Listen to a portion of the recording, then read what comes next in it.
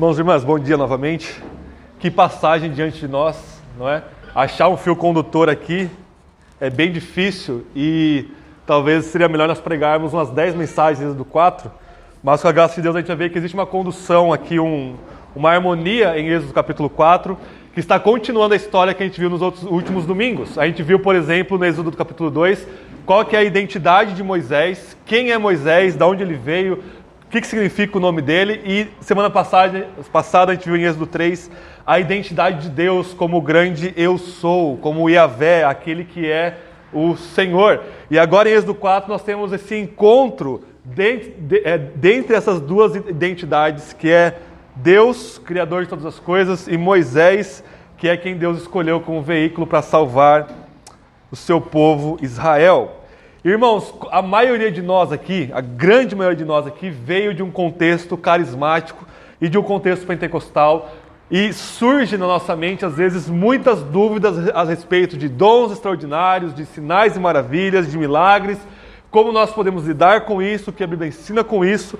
Êxodo capítulo 4 vai nos dar um bom norte, um bom fundamento para nós pensarmos essas e outras questões. Nós vamos ver hoje 3 coisas como a conclusão aqui no capítulo 4. A gente vai ver Deus conversando com Moisés aqui, dando 3 sinais para Moisés, do versículo 1 até o versículo 17. Depois do 18 ao 23, a gente vai ver um embate, uma guerra entre 2 tipos de primogênitos, o de Deus e o de Faraó. E nós teremos um episódio muito icônico e estranho da Zípora, mulher de Moisés, circuncidando o filho de Moisés, porque Deus queria matá-lo. Uma passagem que é muito difícil da gente entender no primeiro momento. Por que Deus queria matar Moisés? Por que Zípora entendeu que tinha que circuncidar o filho deles? Qual que é a mensagem teológica aqui para nós? E nós vamos concluir então depois no versículo 27 ao 31, que é o modo como Moisés conclui este capítulo. Então nós vamos ver sobre sinais, sobre como isso tem a ver com Jesus e como isso tem a ver com a nossa vida hoje, quem Deus é aqui em Êxodo capítulo 4 e quais são as implicações para nós, para a nossa vida, nossa prática, nosso cotidiano. Amém? Vamos lá então, irmãos. Êxodo capítulo 4, verso 1 ao 17, Deus aparece para Moisés, ele já tinha aparecido no capítulo 3, é uma continuação do capítulo 3, e por 3 vezes Deus comissiona Moisés, e por 3 vezes Moisés fala não para Deus.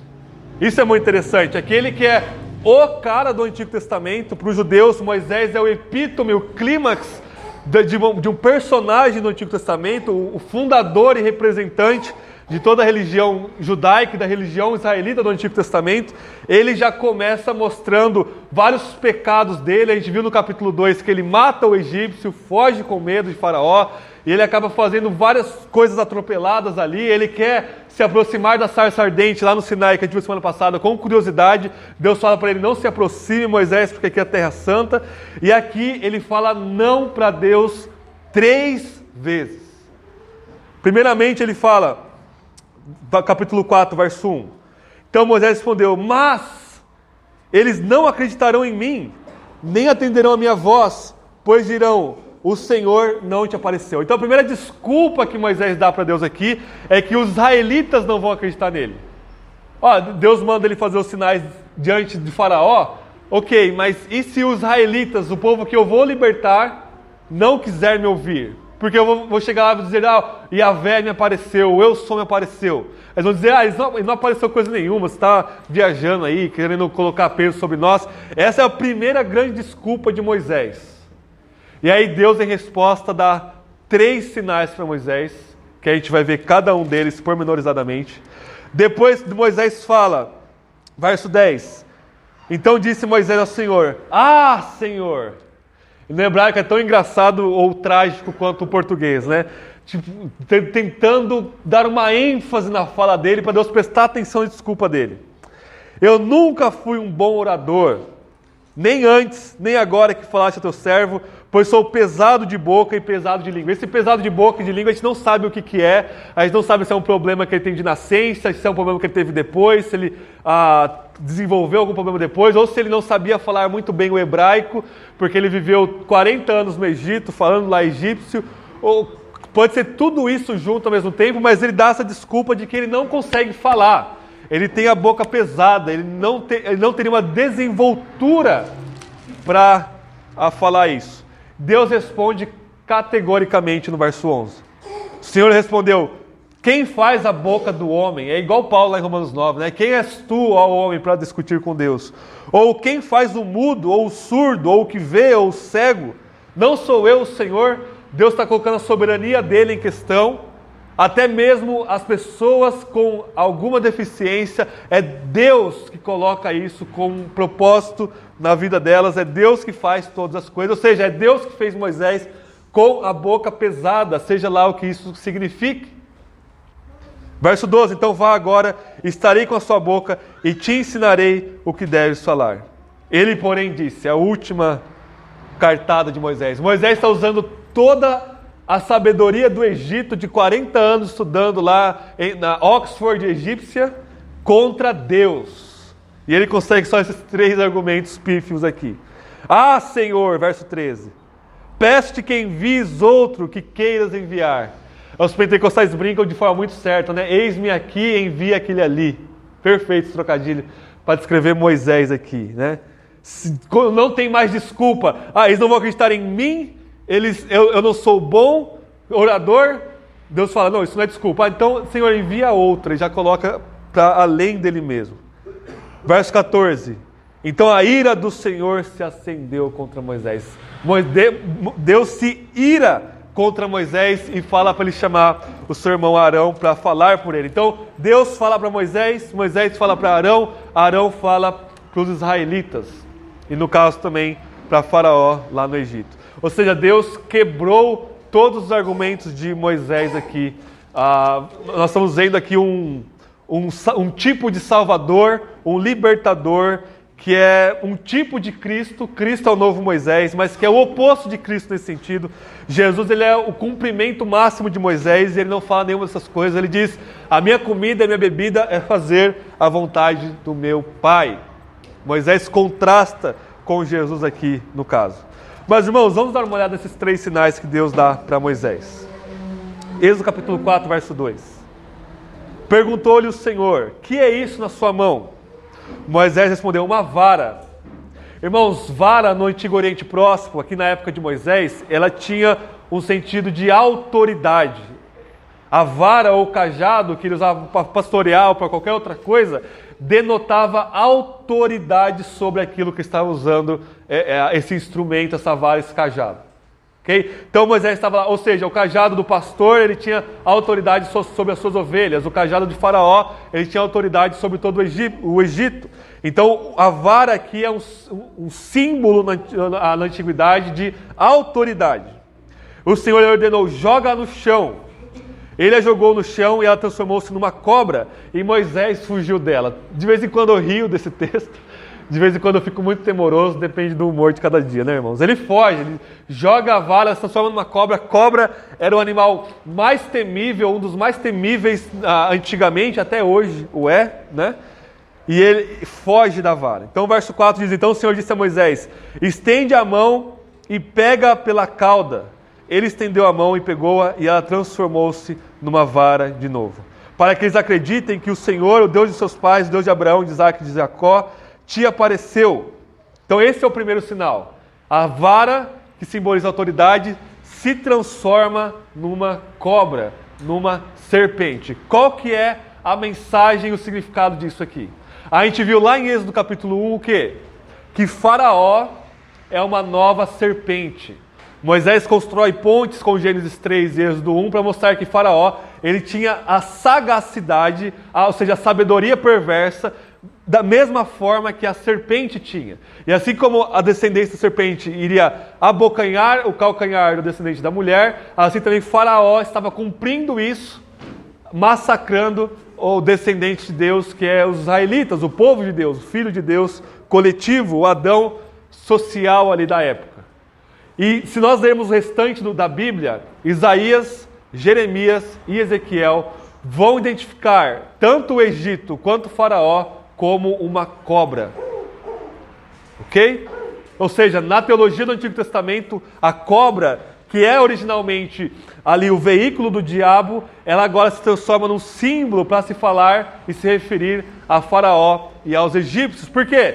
Porque Faraó e os egípcios são filhos da serpente, são filhos do diabo, são descendentes que querem esmagar e acabar com o povo da promessa de Deus, no caso, os israelitas aqui. Então, quando Moisés lança a autoridade e ela se transforma numa cobra, Deus que faz isso está mostrando que ele tem autoridade sobre Faraó e sobre os egípcios. Vinculando com o Êxodo capítulo 1. Deus, ele tem autoridade sobre Faraó, que era o rei do mundo da época, e sobre os egípcios, ou seja, sobre o próprio diabo, em última instância, e sobre todo tipo de maldade e malignidade que acontece neste mundo. Este é o símbolo deste primeiro sinal de Deus para Moisés aqui. Moisés, faça isso, porque isso vai demonstrar para todo mundo aqui no Egito que eu sou o Senhor sobre o Faraó. E o próprio contexto afirma isso quando Deus fala que Ele mesmo vai endurecer o coração de Faraó. O que é isso? A autoridade sobre a serpente. A autoridade sobre Faraó, que é filho do diabo. Este é o primeiro grande sinal aqui, que depois Moisés vai fazer isso, depois a gente vai ver nos próximos capítulos, e os magos do Egito, eles fazem a mesma coisa. Como? Eu esqueci a palavra que existe até hoje, eles colocaram algum medicamento na cobra, que ela ficava estirada, dura, como se fosse morta. Alguém lembra o termo médico? Catalepsis, eu acho. Eu acho que é catalepsia. Você lembra, sério? Esse catalepsia é um tipo de estado que a pessoa fica toda dura e parece até morte porque afeta até a respiração dela. Isso você pode aplicar aos animais. E os egípcios fizeram isso com a cobra, ela ficou lá durinha, eles mostraram que era uma vara, e aí quando jogaram, passou efeito, ela se transforma numa cobra de novo. Ou seja, eles manipularam o sinal, enquanto Deus literalmente pegou um cajado de madeira e o transformou numa cobra diante deles. Ou seja, os sinais aqui não são magias, não é feitiçaria, não é manipulação da natureza. É Yahvé soberano mostrando que ele tem domínio sobre todas as coisas, inclusive sobre Faraó. Esse é o primeiro grande sinal. Abram comigo, por exemplo, só um texto, deixem aberto no Êxodo 4, abram no Salmo 74. Salmo 74. Esse texto, irmãos, é muitíssimo importante para nós entendermos a narrativa bíblica. Salmo 74, verso 13. O salmista diz assim, falando para Deus: Tu dividiste o mar pela sua força. O que ele está recobrando aqui? O Êxodo. Quando Deus divide o mar pela sua força, pelo seu braço forte. E nas águas esmagaste a cabeça dos monstros marinhos. Aqui no hebraico, irmãos, é das serpentes marinhas. Quem que Deus esmaga na abertura do mar? Os egípcios. Não é? Ele esmaga os egípcios e o próprio faraó é esmagado pelas águas que foram divididas lá, que a gente vai ver daqui a alguns domingos. E Deus está falando que quem ele esmaga, lá no Salmo 74, é a serpente marinha, os monstros marinhos, no caso aqui, a cobra marinha. Ou seja, o próprio salmista sabe que na trajetória bíblica, o Egito é a cobra, é a serpente. E reparem que a linguagem do Salmo 74:13 se remete a Gênesis 3:15, quando Deus fala, o filho da mulher esmagará a cabeça do descendente da serpente. Esmagará a cabeça da serpente, perdão. E aí no Salmo 74:13 Deus começa a fazer isso no Êxodo. Ou seja, o descendente da mulher, que era aquele que esmagaria a cabeça da serpente, quando esse versículo é usado no Antigo Testamento, é o próprio Deus que está fazendo isso. Deus esmaga a cabeça da serpente quando ele abre o mar e destrói os egípcios. Isso tudo Deus está fazendo como um tipo para nos falar do nosso Senhor Jesus Cristo, que é Yahvé, que é Deus, que é homem e que na cruz, por fim, esmaga a cabeça da serpente. Cumprindo Gênesis 3:15, mostrando que existe uma unidade absoluta na Bíblia. A queda e a promessa do Messias, a libertação de Israel no Êxodo, tudo isso apontando para a morte do nosso Senhor Jesus. Voltando para Êxodo 4, o segundo sinal que Deus dá para Moisés é o verso 6. Disse-lhe mais o Senhor: agora coloca a mão no peito, e ele colocou no peito, e quando ela tirou, ela estava leprosa, semelhante à neve. Disse-lhe ainda: coloca de novo a mão no peito, e ele colocou a mão no peito de novo, e quando a tirou, ele estava com o rosto, como o resto do seu corpo. Ou seja, a lepra, irmãos, para vocês terem uma ideia, era a doença mais temível da antiguidade. É comparado ao que é o câncer para nós hoje. Se você tem lepra antigamente, era um sinal de morte, era questão de dias para você morrer. Ou seja, Deus está colocando aqui o câncer da época, a principal doença da época, mostrando que Ele dá a lepra e Ele tira, Ele cura. Em outras palavras, Deus é soberano sobre o mal, sobre o faraó. E aqui Deus é soberano sobre os efeitos da queda, Deus é soberano sobre as doenças. E é Ele quem nos traz cura. Se vocês abrirem comigo em Êxodo 15... quando eles saem do mar, eles são libertos do Egito. Êxodo capítulo 15.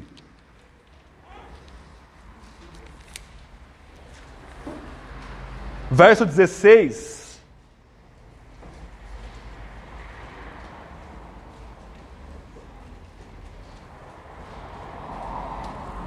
Diz assim: medo e pavor caíram sobre eles. Pela grandeza do teu braço emudeceu como pedra, até que o povo passasse. Ó Senhor, até que passasse este povo. Ó Senhor, tu os conduzirás e os plantarás no monte da sua herança, e no lugar que preparaste para a sua habitação, no santuário que as tuas mãos estabeleceram, ó Senhor. E ele continua dizendo, ele vai dizer que é do Senhor que vem a cura. Em Êxodo capítulo 15, acabei marcando talvez o versículo errado, mas se vocês verem Êxodo capítulo 15, fala que Deus cura os israelitas de todas as mazelas do Egito. Ou seja, 26, eu coloquei 16, mas é 26, obrigado, Marcos. Vamos ler lá, Êxodo 15, 26. Diz assim: dizendo, se ouvires atentamente a voz do Senhor teu Deus, e fizeres o que é correto aos seus olhos, e deres ouvido aos seus mandamentos, e guardares todos os seus estatutos, não enviarei contra ti nenhuma das doenças que enviei contra os egípcios, pois eu sou o Senhor que te sara. Deus está mostrando autoridade aqui sobre as doenças. A gente vai ver depois, daqui a alguns anos, em Números, em Levítico, que a própria irmã de Moisés, Miriam, por ir contra Moisés, ela fica tomada de lepra. E Deus depois, por intercessão de Moisés, cura a irmã de Moisés ali, Miriam. Ou seja, Deus é Senhor sobre as doenças. E se Ele é Senhor sobre as doenças, Ele é Senhor sobre a cura também. E de novo, isso aponta para o nosso Senhor Jesus Cristo. Quando Jesus morre na cruz, Ele cumpre Isaías 53, que diz: pelas suas pisaduras nós somos sarados, ou curados, ou os efeitos da queda eles são revertidos. Agora, prestem bem atenção aqui. Não quer dizer que Jesus vai curar cada um de nós de cada doença. Por que não quer dizer isso? Porque existe um já e o ainda não no cumprimento do Antigo Testamento. Jesus ele já começa a cumprir todas as coisas, mas ele ainda não termina a sua obra, ele só terminará quando ele voltar. Ou seja, ele esmaga a cabeça da serpente na cruz. O que isso significa? O diabo não tem mais autoridade sobre a nossa alma, mas ele ainda pode esmagar o nosso corpo com perseguição. Mas quando ele voltar, a serpente será esmagada por completo e lançada no lago de fogo. Quando Jesus morre na cruz, ele já começa a reverter os efeitos da queda e a nossa alma é curada, nosso espírito é curado. E quando ele voltar, ele vai tirar e abolir toda e qualquer doença e todo e qualquer efeito do pecado. Essa é a interpretação bíblica aqui. E o terceiro sinal, irmãos, é a transformação da água do rio jogada na terra, ela se transforma em sangue. O que quer dizer isso? Deus é Senhor sobre a vida e sobre a morte. O simbolismo do sangue e da água se transformando em sangue mostra que Deus ele é Senhor da vida e da morte. Ao contrário do faraó, Faraó era um semideus, o filho de uma divindade, ele tinha atributos divinos para os egípcios. E o que ele fez em Êxodo capítulo 1? Ele matou os meninos hebreus. E o rio Nilo pode ter ficado coberto de sangue desses bebês mortos. Ou seja, Faraó estava mostrando: eu sou o Senhor da vida e da morte. Eu decreto, você vive. Eu decreto, você morre. Deus está dizendo: não, eu sou o Senhor. E eu vou transformar as águas do Egito em sangue.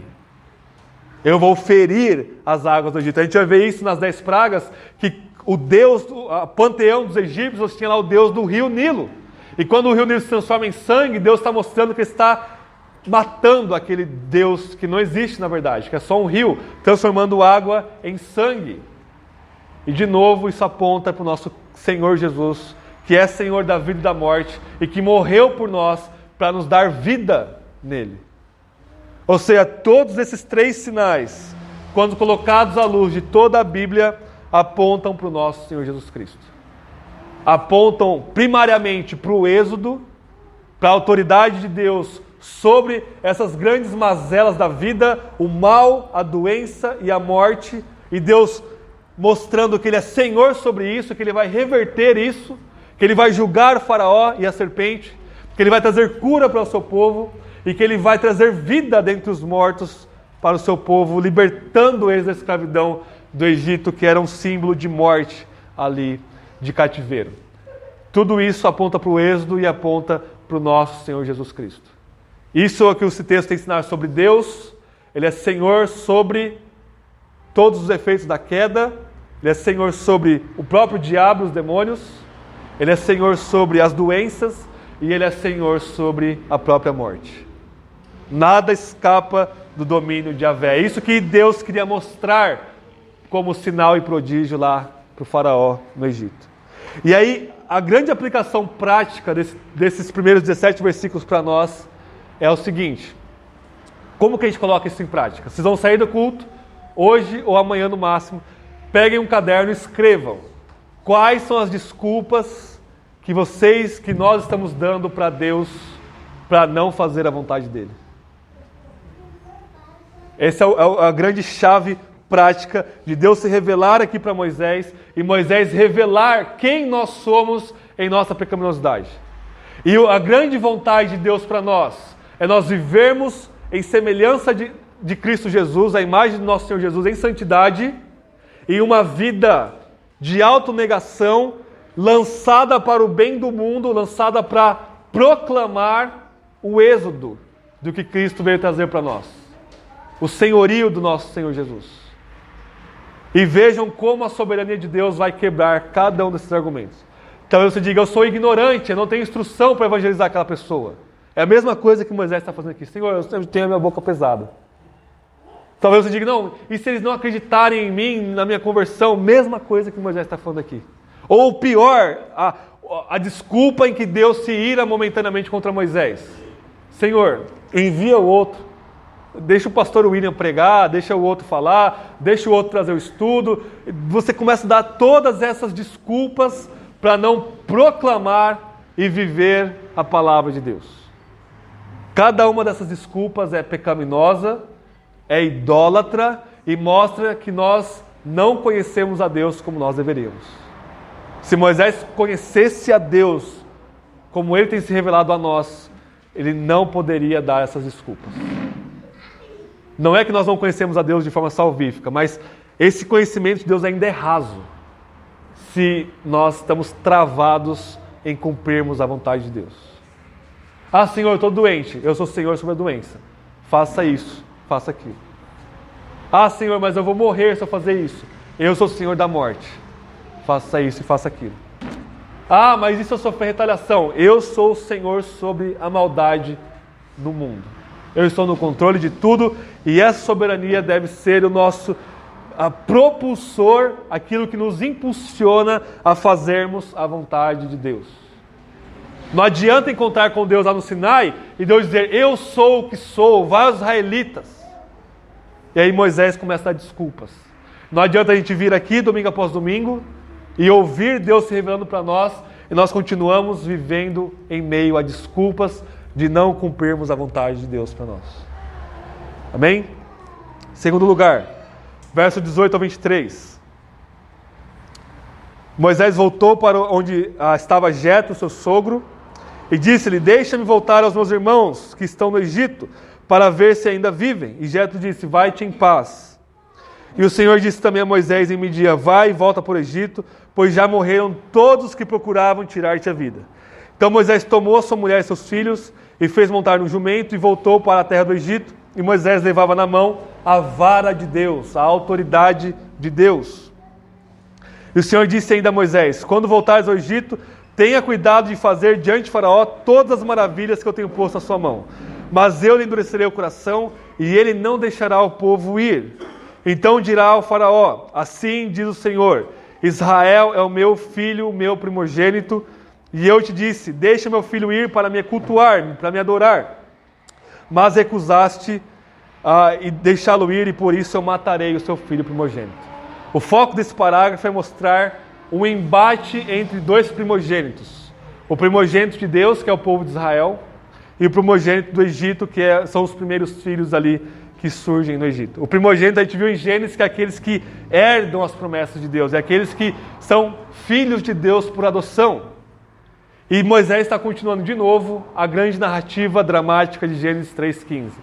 O filho da mulher, primogênito de Deus, contra o primogênito diabo, o filho da serpente. E em toda a Bíblia nós temos esse embate entre esses dois primogênitos. E tudo o que Deus está fazendo aqui, todos os sinais e prodígios que Deus está mostrando, serve para um só propósito: libertar o seu filho primogênito para que ele o cultue. E aqui usar o singular para se referir a um povo é absolutamente normal no Antigo Testamento. Tudo o que Deus está fazendo é para libertar o seu filho Israel e para matar os filhos de Faraó, que são a descendência da maldade aqui, a encarnação da maldade. Os israelitas também são, mas eles são transformados e redimidos por Deus. E no Novo Testamento, Jesus é o Filho primogênito de Deus. Paulo diz que Jesus é o primogênito sobre toda a criação. Ou seja, ele é o Filho de Deus que tem autoridade e herda toda a criação. Ou seja, qual que é o propósito de todos os sinais de Deus? Todos os sinais de Deus apontam para o primogênito, para Jesus Cristo, nosso Senhor. Todos os sinais e maravilhas que Deus opera na Bíblia servem para sinalizar, por isso que é sinal, é um apontar de dedo para o Cristo crucificado e ressurreto. E Hebreus vai dizer que nós somos a igreja dos primogênitos arrolados dos céus, ou seja, por nós estarmos unidos a Jesus, nós agora também somos esse Filho de Deus. E nós apontamos para Jesus de volta. Todos os sinais apontam para Cristo Jesus. E eu vou concluir o sermão com qual que é a perspectiva bíblica sobre sinais, prodígios, coisas sobrenaturais e como isso deve ser apontado para Jesus. Mas aqui essa guerra de primogênitos acontece para mostrar que o foco de Deus é sempre em libertar o seu povo, em salvar o seu primogênito, e ele faz isso quando ele ressuscita Jesus dos mortos. Ele livra o seu primogênito das garras do exílio da morte. E o próprio Jesus, ele fala isso quando ele está debatendo com os saduceus que não acreditavam na ressurreição. E ele fala: vocês não leram quando Deus se apareceu para Moisés na sarça? Ele retoma Êxodo 3 e 4, e ele diz, Jesus disse, Deus fala assim para Moisés: eu sou o Deus de Abraão, de Isaac e de Jacó, no presente. Ou seja, a conclusão de Jesus, ele é o Deus de vivos e não de mortos. Em outras palavras, Deus é o Deus que opera a ressurreição dos mortos. Ou seja, toda essa passagem está apontando para a vida que Deus vai dar ao triunfar sobre a maldade, o diabo, sobre as doenças, sobre a morte. Como que Deus resolve essa mazela humana? Através da ressurreição dos mortos. E o Êxodo é um tipo dessa ressurreição, e Cristo, quando ele ressuscita como primogênito de Deus, Deus vindica o seu Filho, e agora nós somos ressuscitados com ele espiritualmente e seremos ressuscitados com ele corporalmente na sua segunda vinda. Terceiro lugar e último lugar, irmãos. Verso 24 a 26 é uma incógnita gigantesca numa primeira leitura. Eu até estava conversando com a minha esposa que às vezes eu dou até risada dessa passagem. Não tem... É muito estranha. Verso 24 de Êxodo 4. Durante a viagem, aconteceu que o Senhor encontrou Moisés numa estalagem e quis matá-lo. Do nada, Deus aparece para matar Moisés. É justo Deus matar Moisés? Justíssimo, porque esse infeliz acabou de negar 3 vezes Deus. Ele era um pecador e merecia a morte e a ira de Deus. Ou seja, ele estava lá no hotel, né? Imagina o Hotel Rubi da época, e ele estava ali dormindo e Deus vem para matá-lo sem mais nem menos. Por quê? Porque ele não tinha circuncidado o seu filho Gerson, que a gente viu que ele teve no capítulo passado e retrasado. Ele não quis circuncidar, ou seja, a circuncisão foi instituída por Deus para Abraão, como um sinal da aliança abraâmica. E ele diz, olha, os seus descendentes vão ter que ser circuncidados. Esse era o sinal de que você pertencia ao povo de Deus no Antigo Testamento. E Moisés viveu alguns anos na sua infância com a sua mãe, Joquebede, com seu pai Arão. Depois viveu 40 anos, 30 e poucos anos no Egito. E ele dá uma mitigada nessa tradição. E aí ele foge e fica mais 40 anos lá na região do Monte Sinai, lá de Horebe, com a sua esposa Zípora, seu sogro Jetro e as suas 6 cunhadas ali. E ele simplesmente não circuncida. E reparem que Zípora, a esposa dele, é uma midianita, ela é de Midian, ela não é uma israelita. E ela é uma pagã, em outras palavras. E os pagãos, eles tinham uma ojeriza, um certo nojo, uma certa repulsa com a prática judaica da circuncisão. Tanto que era uma prática que separava o judeu do não judeu, em todas as épocas. E a gente pode especular de forma bem fundamentada no texto que ao casar com Zípora, Zípora não deixou e não quis que Moisés circuncidasse seu filho, e Moisés deixou por isso mesmo. Ele estava alguns quilômetros longe dos israelitas aí do Egito, estava lá vivendo sua vida de boa, pastoreando as ovelhas do seu sogro, e não fez questão ali de debater com a sua esposa. O que é isso? Omissão. Pecado da omissão. Moisés não exerceu a sua liderança enquanto marido e enquanto pai. Verso 25. Então Zípora pegou uma faca de pedra. Então ela era bem habilidosa com faca, talvez seja por isso que Moisés não quis ir contra ela. Os midianitas eram extremamente bons em facas. E circuncidou o prepúcio do seu filho. E lançando-o aos pés de Moisés, disse: Tu és para mim um marido sanguinário. Então, de alguma forma, Zípora, que era pagã, que talvez tenha fazendo parte desse pecado, ela entende. Ou talvez Deus tenha se mostrado para ela, ela tenha se lembrado. Deus colocou a lembrança dela, que Moisés falou que Deus tinha mandado circuncidar o prepúcio de todos os filhos dos israelitas. E ela vai, ela mesma, e toma a liderança e circuncida o seu filho Gerson aqui. E mesmo assim ela ainda fala para Moisés: você é um marido sanguinário para mim. Marido de sangue, sanguinário, porque era uma coisa horrorosa. Mas na época, circuncidar o prepúcio do menino, muito sangue, muita dor, muito choro. E ela: você é um marido sanguinário para mim.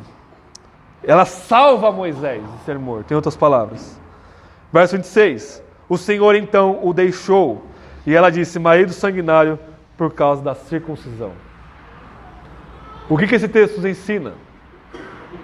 A ira de Deus foi apaziguada com o derramamento de sangue. É isso que é a circuncisão. Aqui, pelo menos em Gênesis e Êxodo. O sangue dessa circuncisão, que jorrou ali desse menino, apaziguou a ira de Deus. Esse texto nos ensina, como toda a Bíblia, que somente o derramar de sangue pode apaziguar a ira de Deus. Nesse sentido, Jesus na cruz ele foi circuncidado. Ele foi cortado da terra dos viventes. E esse derramar de sangue de Jesus apazigua a ira de Deus para nós. Deus se torna propício para nós.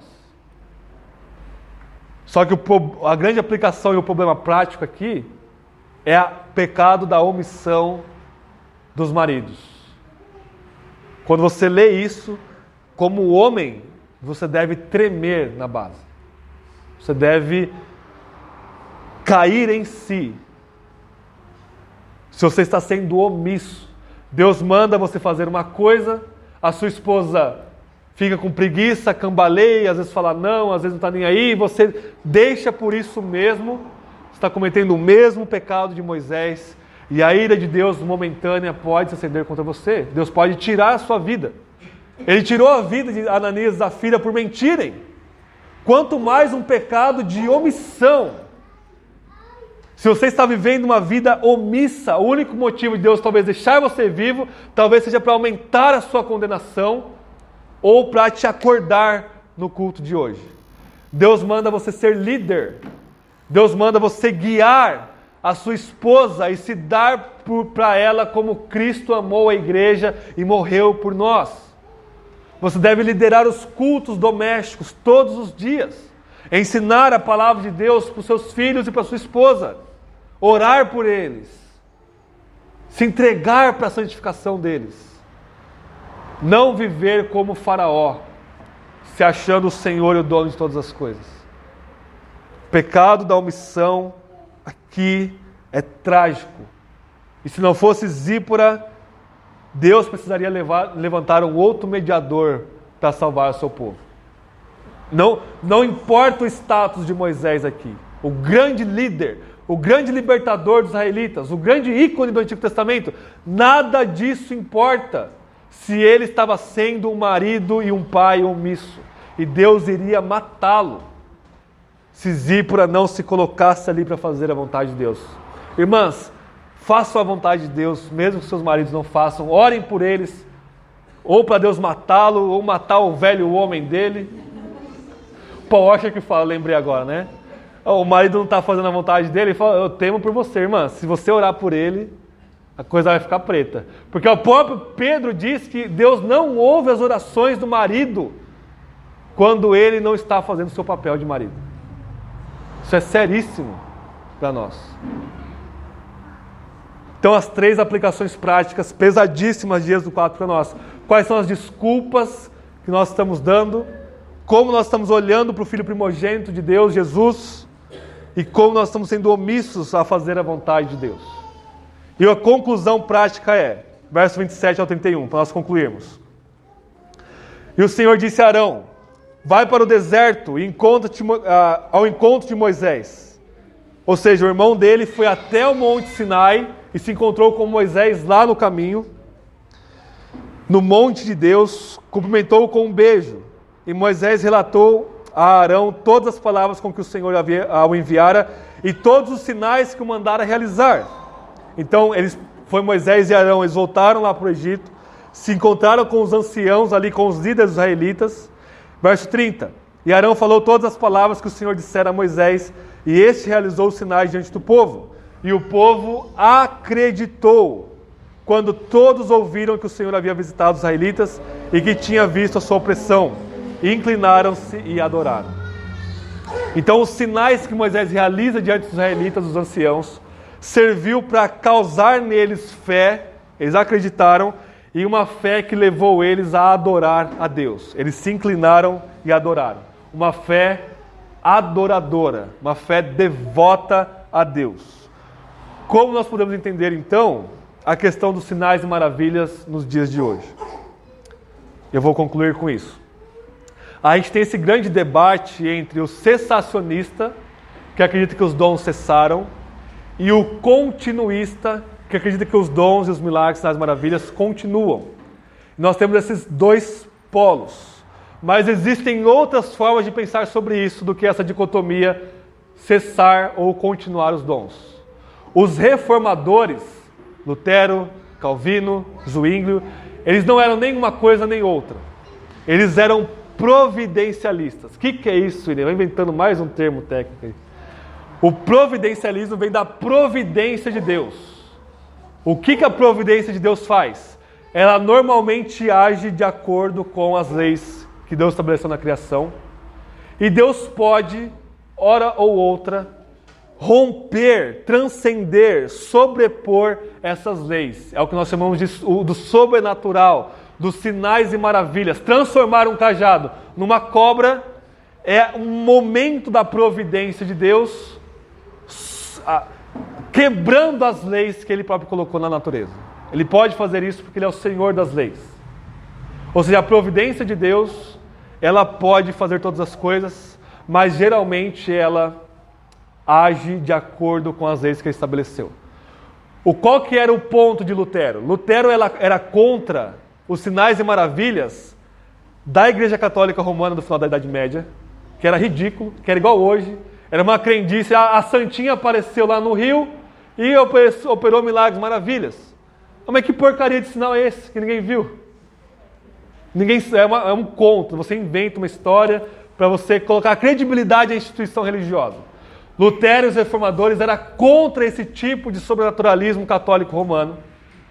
E era contra o sobrenaturalismo dos anabatistas, que era um povo meio doido, que desprezava a Bíblia e que só queria saber de revelação e profecia. E aí você tem aquela célebre frase de Lutero: um movimento religioso cristão que não prega o Evangelho deve ser rejeitado, mesmo que ele faça chover milagres todos os dias. Só que Lutero também dizia, olha, Deus ele pode agir sobrenaturalmente em resposta à oração do seu povo. Você pode orar para uma pessoa e Deus trazer cura para ela. Curar um câncer, curar qualquer tipo de doença. Porque a providência de Deus ela é soberana sobre essas coisas. Você não pode dizer, Deus não pode fazer isso. Porque você vai estar limitando Deus à sua caixinha teológica. Ao mesmo tempo que, irmãos, reparem o que Deus faz aqui. Mais de 400 anos sem falar com o seu povo. Vocês se lembram o que eu falei? A última vez que ele falou foi com Jacó. Depois ele fala só com Moisés. Mais de 400 anos sem fazer nenhum sinal de maravilha. Que sinal que Deus faz em Gênesis? Faz chover fogo sobre Sodoma e Gomorra.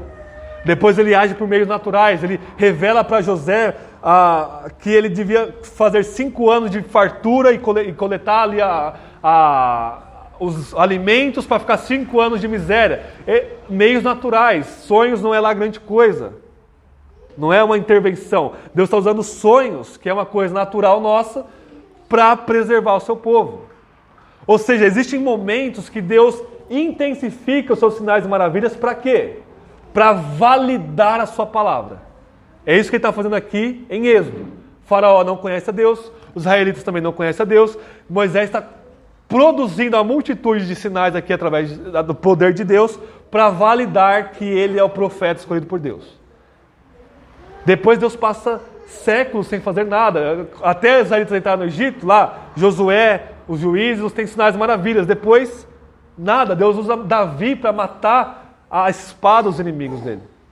Depois que o último profeta Malaquias fala, mais 400 anos sem nada. E aí você tem depois Jesus para validar que ele é o Messias, fazendo sinais e maravilhas. Isso quer dizer que em todo momento vai ter sinais e maravilhas? Não. Sabe o que acontece, irmãos? Evangelho de João de novo. Concluí com João semana passada, vou concluir essa semana para vocês entenderem. Os sinais que Jesus faz no Evangelho de João, que são 7, do capítulo 1 ao 12, João escolhe a dedo, fundamentam-se aqui nos sinais de Moisés no Êxodo. Esse é o fundamento para Jesus fazer os sinais dele. Ok? E aí João termina o seu Evangelho dizendo assim, estes sinais que Jesus fez foram escritos para que vocês creiam que Jesus é o Filho de Deus. E para que, crendo, vocês tenham vida em seu nome. O que isso significa? Significa que eu vejo sinais e maravilhas todos os dias da minha vida. Como? Lendo aquilo que está escrito. Ou seja, João está equiparando as pessoas que viram os sinais de Jesus e creram com a mesma coisa que você ler que Jesus fez isso. E o Espírito causa fé em você. Ok? É por isso que na história da igreja nós temos pouquíssimos momentos de validação com sinais e maravilhas, normalmente com missionários que vão pregar num lugar completamente isolado, onde você nunca teve acesso a nada. Mas o modo de Deus causar fé através de sinais é o sinal que está escrito. O que os profetas fizeram? Isaías, Jeremias, Ezequiel? Fizeram algum sinal? Não. Apontavam para Moisés de novo. Porque está escrito que Deus fez isso. É a mesma coisa que os israelitas terem visto. Ou é até algo a mais, porque o Espírito usa a palavra dele agora, de forma muito mais eficaz do que apenas ver os sinais. Estão entendendo? Então, essa é a aplicação teológica para nós. Creio num Deus que provê, que está acima do natural, que é sobrenatural, mas que todos os sinais apontam para Jesus. Êxodo 4. E esses sinais devem gerar fé em nós. Nós estamos cercados, inundados de sinais extraordinários. Nascimento de bebês, nosso crescimento, nosso culto, nosso sentir sabor, ver cores, alegria, deleite, isso tudo é sinal de Deus para nós, que nos deve levar até Jesus numa fé que se inclina e adora. Amém? Vamos orar? Peço que você tenha um momento de oração silenciosa, de arrependimento, de confissão de pecado. E eu já vou orar encerrando o sermão.